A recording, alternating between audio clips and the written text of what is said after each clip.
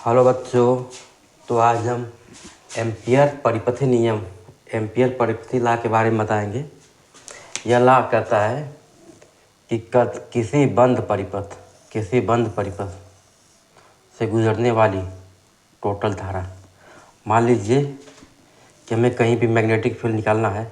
कोई एक वायर है जिसमें करंट आई बह रही है, इसके कारण हमें यहाँ पर मैग्नेटिक फील्ड निकालना है। तो इस मैग्नेटिक फील्ड का लीनियर इंटीग्रेशन जो होता है न्यू आई इन, इस लूप के अंदर जितने भी करंट बह रहे हैं आई इन के बराबर होता है। यानी कि अगर मान लीजिए कोई ये लूप है, इसमें यह धारा I1 है, यह धारा I2 है, यह धारा I3 है और यह धारा I4 है। यह धारा क्या है? I3 है। तो हम क्या मानेंगे कि यहाँ पर मैग्नेटिक फील्ड B का रेखी समाकलन इनटू न्यू जीरो अपान टोटल धारा, भीतर का टोटल धारा। मान लीजिए जो अंदर की तरफ धारा जा रही है उसको निगेटिव ले रहे हैं और जो बाहर की धारा आ रही है उसको पॉजिटिव ले रहे हैं।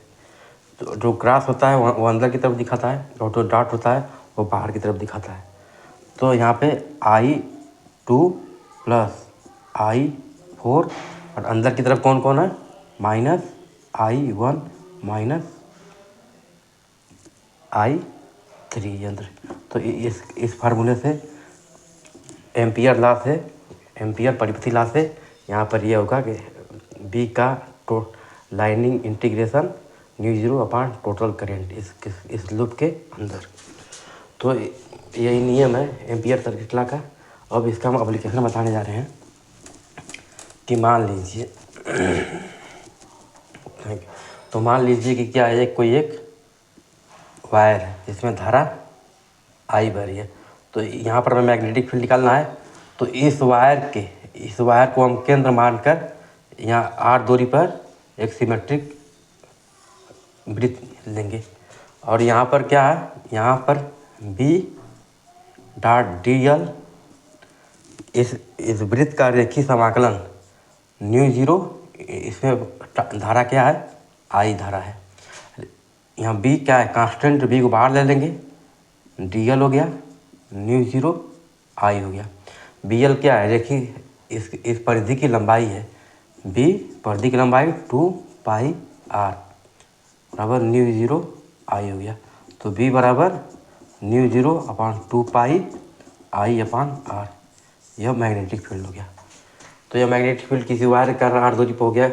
एम्पियर के परिपथी लॉ से हमने निकाल दिया, एम्पियर के नियम से निकाला है। तो एक और होता है, मान लीजिए ये कोई एक वायर है। क्या है? एक कोई इतना मोटा वायर है, इसका जो एरिया है, इसका एरिया क्या है? इसका एरिया ए है। इसका जो रेडियस है, इसका जो रेडियस है वो यह क्या है? कैपिटल आर है, कैपिटल आर। तो हमें दो कंडीशन लेना है। इसमें आई धारा बह रही है, इसमें कितना धारा बह रही है? इसमें आई धारा बह रही है। तो हमें दो कंडीशन लेना है कि आर ग्रेटर देन आर जब स्मॉल आर, जो वेरिएबल है, ये आर क्या है? वेरिएबल। जब यह आर कैपिटल आर से बड़ा हो, यानी कि हमें कहीं इधर कहीं निकालना है मैग्नेटिक फील्ड, और स्मॉल आर है वह R1, स्मॉल R1 है क्या है? R1 से छोटा, यानी कि कहीं हमें इसके अंदर निकालना हो, तो हम पहले बाहर का निकालेंगे। हमें बाहर पॉइंट पर निकालना है मैग्नेटिक फील्ड। तो कैसे निकालेंगे? इसके अराउंड हम क्या कर लेंगे? कोई एक सर्किल बना लेंगे, इसके अराउंड कोई सर्किल बना लेंगे। तो यहाँ पे मैग्नेटिक फील्ड हो गया, मैग्नेटिक फील्ड लेंगे, इसका समाकलन डॉट 2π, यहाँ से यहाँ की दूरी कितना हो गया? आर हो गया 2πr।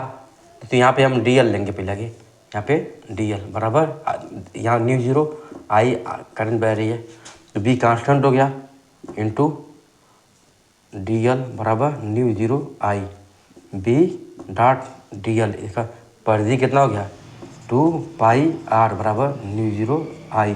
तो बी बराबर क्या हो गया mu zero upon 2 pi I upon R, ये करंट हो गया।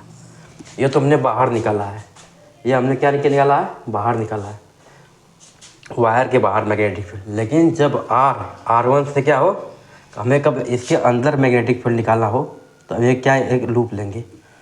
तो इसके अंदर के लिए हम बता दें, इसे नोट कर लीजिए, तो इसके अंदर के लिए हम बता रहे हैं।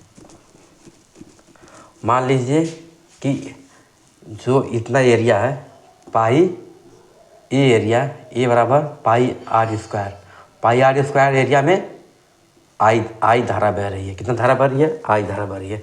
तो 1 एरिया में यूनिट एरिया में आई अपान पाई आर स्क्वायर धारा बहेगी। तो पाई R1 स्क्वायर एरिया में कितना धारा बहेगी आई अपान पाई आर स्क्वायर पाई R1 का स्क्वायर, पाई से पाई कट गया, तो धारा आएगा वह आई R1 अपान आर का स्क्वायर, इतना धारा बहेगा। तो इतना धारा हम निकाल लें, एक क्या है यह आई इन है। तो हम क्या निकालेंगे मैग्नेटिक फील्ड, यहाँ पर magnetic field B dot d l बराबर न्यू जीरो, ये अंदर का क्या है आई है, आई R1 का स्क्वायर अपान आर का स्क्वायर।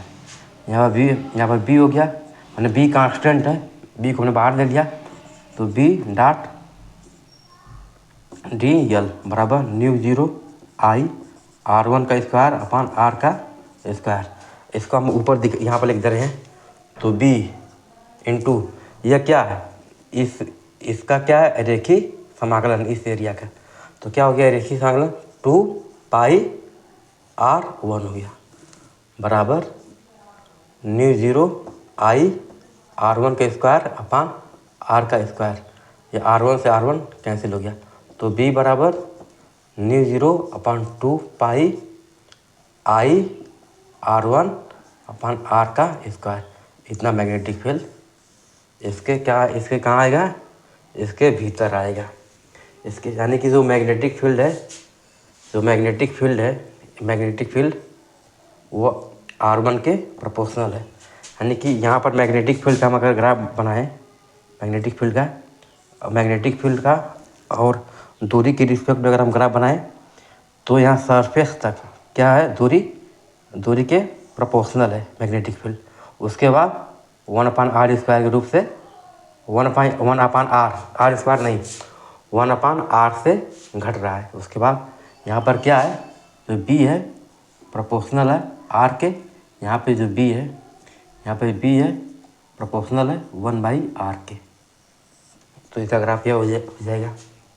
Thank you guys. तो एक और सवाल इसमें बनता है, इसे नोट कर लीजिए। एक और सवाल इसमें बनता है एम्पियर लॉ से एक और सवाल बनता है। एम्पियर लॉ से एक और सवाल बनता है कि मान लीजिए जो धारा घनत्व है, क्या है जो धारा घनत्व जे है वह रो नहीं जे 0 r। क्या है जो धारा घनत्व है, यानी कि जो धारा है वो कांस्टेंट नहीं है। धारा क्या है वो दूरी के प्रोपोर्शनल है। यानी केंद्र जो ये वायर है इसके सेंटर पे धारा घनत्व तो 0 है, यानी धारा 0 है। और सेंटर से जैसे जैसे आ रहे हैं धारा क्या हो रही है बढ़ती जा रही है, यानी धारा घनत्व तो बढ़ रहा है तो धारा बढ़ रही है। तो हमें कैपिटल R, ये इसका रेडियस है कैपिटल R, हमें स्मॉल r पे क्या निकालना है, हमें मैग्नेटिक फील्ड निकालना है स्मॉल r पे। तो हम कैसे क्या करेंगे, पहले हम क्या करेंगे, हम इसमें धारा निकालेंगे स्मॉल r पे। यानी कि तो धारा होती है J इंटू डी एस। धारा का तो इंटू एरिया होता है। तो मान लीजिए कि यह क्या है, यह गोला आकृति का है, कोई वायर है, इसमें धारा अंदर की, मान लीजिए इसमें धारा क्या अंदर या बाहर कोई धारा जा रही है, तो हम क्या लेंगे हमें यहाँ पे मैग्नेटिक फील्ड निकालना है। ये गोला आकृति का होगा ना, हमें यहाँ पे मैग्नेटिक फील्ड निकालना है।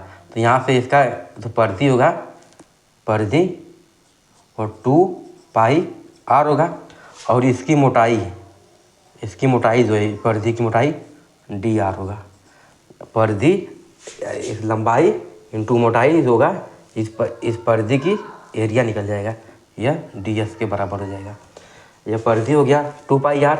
अब इसकी मोटाई क्या है, dr है। इसकी मोटाई क्या है, dr है।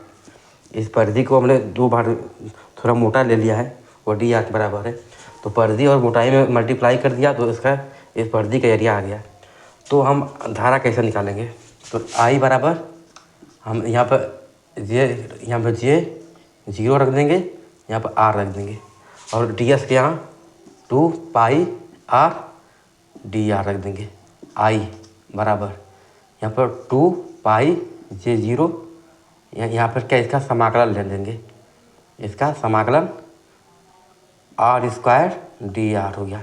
समाकलन क्या है, 0 से r बराबर 0 से r बराबर कहाँ तक लेना है धारा, हमको कहाँ निकालना है, हमको r बराबर r1 तक निकालना है। इतना एरिया, इतना दूरी पर निकालना है। तो हम इतना ही दूरी पर हमें करंट निकालना होगा, r1 हो गया। तो I बराबर 2 पाई J 0 r क्यू अपान क्यू हो गया। इसका समाकलन कर दिया ना, तो r क्यू अपान क्यू हो गया, यह 0 हो गया, यह r1 हो गया। तो I बराबर 2 पाई J 0 r1 का क्यू अपान 3 हो गया। अब यहाँ पर हमें मैग्नेटिक फील्ड निकालना है, तो इसके अराउंड हम क्या करेंगे, एक गोला ले लेंगे, एक क्या वृत्त ले लेंगे। यहाँ पर मैग्नेटिक फील्ड भी हो गया, वहाँ पर वह दूरी के बढ़ने के साथ मैग्नेटिक फील्ड घट रहा है, बढ़ रहा है, लेकिन केंद्र से समान दूरी पर वृत्तीय पथ पर जो मैग्नेटिक फील्ड है वो समान है। जब हम रेखीय समाकलन लेंगे, वृत्त का जब हम रेखीय समाकलन लेंगे तो मैग्नेटिक फील्ड क्या आएगा, समान आएगा। तो यहाँ पे समाकलन dl बराबर करंट कितना, यहाँ न्यू 0 है, करंट कितना है इसके अंदर r1 के दिशा के अंदर 2 पाई J 0 r1 का क्यूब अपान 3। यहाँ पे b को हमने बाहर निकाल लिया क्योंकि b कांस्टेंट है, इस लाइन के अकॉर्डिंग b कांस्टेंट है। दूरी बदलने पर b बदल रहा है, लेकिन इस परिधि पर क्या b कांस्टेंट है, और इस परिधि का इंटू परिधि का समाकलन क्या है, 2 पाई r1 बराबर 2 पाई क्या हो गया, यह 2 पाई r1 हो गया। यहाँ पर 2 पाई J 0 न्यू 0 r1 क्यूब अपान 3। 2 पाई से 2 पाई कैंसिल हो गया, एक r1 से r1 कैंसिल है, यहाँ स्क्वायर हो गया। यहाँ b बराबर हो गया, क्या हो गया, न्यू 0 J 0 r1 का स्क्वायर बाई 3। r1 यानी कि यहाँ पर जो मैग्नेटिक फील्ड है, जो यहाँ पे मैग्नेटिक फील्ड है जो आप देख रहे हैं, यहाँ पर जो केंद्र, यहाँ पर जो मैग्नेटिक फील्ड है वो क्या है, वह स्क्वायर के यहाँ जो क्या है, यहाँ पर क्या है, जो b है वह r के स्क्वायर है। यानी कि b यानी कि r बढ़ाने पर मैग्नेटिक फील्ड इस तरीके से बढ़ रहा है, मैग्नेटिक फील्ड इस तरीके से बढ़ रहा है। अब हमें टोटल एरिया में हमें इसको बाहर मैग्नेटिक फील्ड निकालना है, तो हम बाहर मैग्नेटिक फील्ड कैसे निकालेंगे, या r दूरी तक तो इस प्रकार मैग्नेटिक फील्ड बढ़ रहा है, इस प्रकार r स्क्वायर के रूप में मैग्नेटिक फील्ड अधिक हो रहा है। लेकिन इसके बाहर कैसे निकालेंगे, इसके बाहर मैग्नेटिक फील्ड निकालने के लिए हम क्या करेंगे, हम टोटल धारा लेंगे। टोटल धारा क्या हो गया, यहाँ पर हम समाकलन क्या कर देंगे, इस समाकलन को हम टोटल धारा निकालने के लिए हम समाकलन क्या कर देंगे, I बराबर 0 से कैपिटल R तक कर देंगे। कैपिटल R यहाँ पे 2 पाई J 0 r स्क्वायर dr हो गया। I बराबर 2 पाई J 0 r क्यूब अपान 3 हो गया। ठीक है, तो यहाँ पर b इंटू 2 पाई r, r क्या है, तो यह आर है, यह आर से ग्रेटर है, यानी कि कहीं बाहर निकालना है। ये हो गया। ये क्या है, रेखीय समाकलन तो 2πr ही होगा ना। जो रेखीय समाकलन होगा वो 2πr परिधि की लंबाई होगी।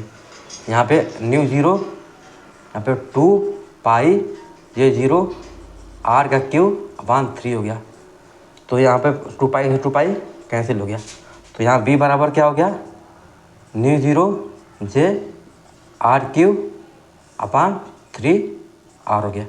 यानी कि यहाँ पर जो b है 1/r के इन्वर्स है, यानी कि जो b है 1/r के इन्वर्स है। ऐसे घटेगा, ठीक है। यहाँ पे मैग्नेटिक फील्ड अंदर तो ऐसे बढ़ेगा, उसके बाद मैग्नेटिक फील्ड ऐसे घटना शुरू कर देगा। और यहाँ पर मिटा दे रहे हैं, यहाँ पर लिख लीजिएगा आप वीडियो को रोक कर। यहाँ पे मैग्नेटिक फील्ड है जो r² है। यहाँ पे जो मैग्नेटिक फील्ड है b बराबर 1/r है, ठीक है। Thank you. तो एम्पियर का नियम इसी तरह सवाल हल करते हैं। अगर यहाँ पर j बराबर J0/r है तो किस प्रकार निकालेंगे, यही j के यहाँ 1/r रखेंगे, फिर एरिया तो यही रहेगा, ds बराबर 2πr/dr, ds तो यही रहेगा, ds को यही रख के फिर टोटल करंट निकाल लेंगे। टोटल करंट पता हो गया तो फिर एम्पियर का सर्किट लगाकर हम मैग्नेटिक फील्ड निकाल लेंगे। तो ये एम्पियर के परिपथी नियम का क्या ये उपयोग है। तो थैंक यू। इस तरह सवाल हल करते हैं।